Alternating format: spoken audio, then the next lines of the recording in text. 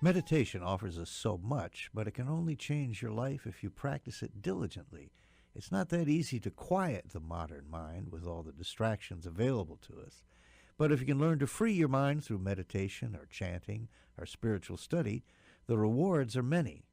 EInDor Beroff, also known as Swami Omkarananda, has a spiritual study center on Kauai, and once a month she offers instruction and inspiration at a potluck community event. She joins us by phone this morning from Kapa'a. Good morning. Good morning and aloha. What are the benefits of meditation what have they been for your life? Wow. I don't think we have the time to list all of them. But in short, Chris, meditation offers the only way to truly rest while you're still functioning in this world. It's the only way to really bring yourself to a place where no vacation and no other way can actually give you that measure or that sense of rest and peace and harmony that we all seek. You see, we all seek to be happy, but happiness depends on peace.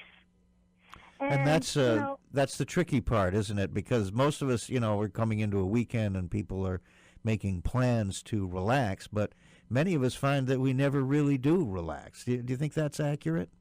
Absolutely, absolutely. The only time that, for some of us that happens, a little bit of rest, is when we fall into a deep sleep, which kind of imitates a state of meditation.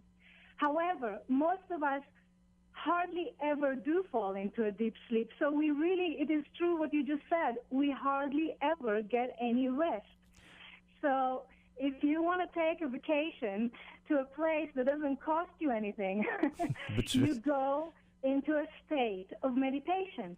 And Chris, particularly I choose my words to say a state of meditation because, many people confuse meditation or a state of meditation with a practice of meditation.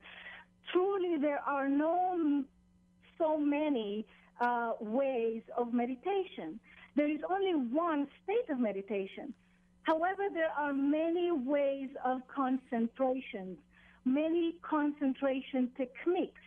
Across borders and across traditions, you will find so many concentration techniques, so many ways of pointing your mind towards, that state of meditation towards the divine. What's an example of one of those techniques? What's something that people might be able to try that might work for them? Right, there are many ways. And for example, one of the ways to focus your mind and quiet your mind is to simply follow your breath. Listen very carefully to the sound of your breath. You may even want to use earplugs because that will eliminate sounds from coming into you from the outside. So the more you can withdraw your senses from their sense objects where they're attached to the inner world, so to speak, you will start being aware of inner sounds and inner sights and insights, as we say, and basically you will progress into your true self. You will meet yourself eventually through being in a state of meditation, but it takes a lot of concentration and a lot of practice to actually bring your mind into a state of meditation. And when we say peace of mind, that peace of mind really depends on peace of heart. So those two goes together very, very, very close. So in a way, you have to bring an appropriate state of mind to the practice of meditation before you've even begun. Is that right? Absolutely. And you know what, Chris? I often instruct people that if they come from a state of mind where they are depressed or where they are in pain of some sort, yeah? Turmoil. say do not even start with, focusing on meditation or even concentration. Start with practices that will bring you into a state of mind that will be conducive for concentration and meditation. And those are the practices of devotional practices, such as chanting, such as, practices that induce happiness, that induces a state of joy, yeah? And only from that happy heart and a state of joy, meditation practices or concentration practices will actually be beneficial. So chanting kind of uses, in a way, it's a hypnotic effect, isn't it, of a kind of repetitive sounds that take you to an ecstatic state? What we do when we chant, literally yoga is a science. It's not a religion, okay, even though you'll see symbolism that came from India because that's where it came from. However, it's a science. And what we do when we chant, we use special, we call them mantras. Mm-hmm. Those are special sound vibrations that are like key sounds. Okay? And those are keys, literally keys. They open doors.